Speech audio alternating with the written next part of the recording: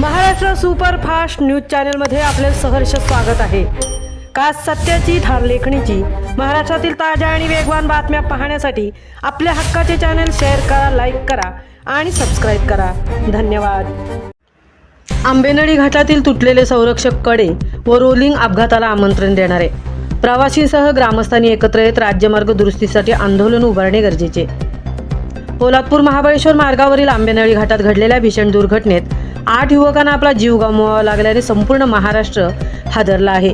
या दुर्दैवी घटनेनंतर प्रशासनाने नेमकी कोणती दखल घेतली, घाटातील सुरक्षेच्या त्रुटी दूर करण्यासाठी कोणती उपाययोजना केली असा प्रश्न आता सुजाण नागरिकांकडून उपस्थित केला जात आहे।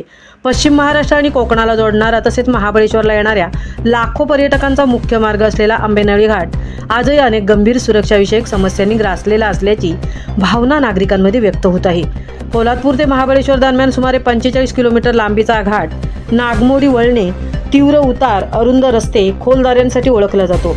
महाबळेश्वरहून कोकणाच्या दिशेने जाणाऱ्या प्रत्येक प्रवाशाला याच घाटातून प्रवास करावा लागतो। निसर्गरम्य सौंदर्यासाठी प्रसिद्ध असलेला घाट अनेकदा अपघातांचे केंद्र ठरत असल्याने त्याच्या सुरक्षिततेचा प्रश्न पुन्हा ऐरणीवर आला आहे।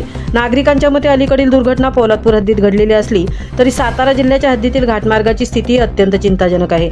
त्यामुळे एखादी गंभीर दुर्घटना सातारा जिल्ह्याच्या हद्दीत घडण्याची वाट प्रशासन पाहत आहे का, असा संतप्त सवाल स्थानिक नागरिकांकडून केला जात आहे। विशेषतः महाबळेश्वर ते प्रतापगड दरम्यानच्या घाट रस्त्यावर अनेक ठिकाणी संरक्षक कठडे तुटलेल्या अवस्थेत असून काही ठिकाणी त्यांची दुरुस्तीही झालेली नाही।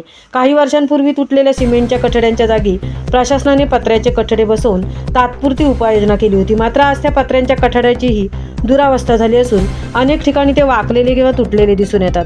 खोलदरीच्या कडेला असलेल्या धोकादायक ठिकाणी प्रभावी आणि मजबूत संरक्षण व्यवस्था उभारण्याऐवजी तात्पुरत्या उपायांवर भर दिला जात असल्याचा आरोप नागरिक करत आहेत। पर्यटक आणि प्रवाशांच्या सुरक्षेबाबत प्रशासनाची ही भूमिका गंभीर प्रश्न निर्माण करण्याचे असल्याचे मत व्यक्त होत आहे।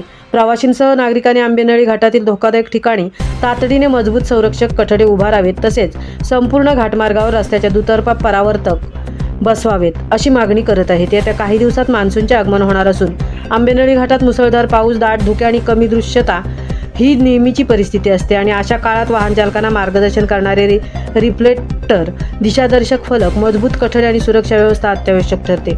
मात्र घाटातील अनेक ठिकाणी या सुविधांचा अभाव असल्याची तक्रार व्यक्त करत आहेत।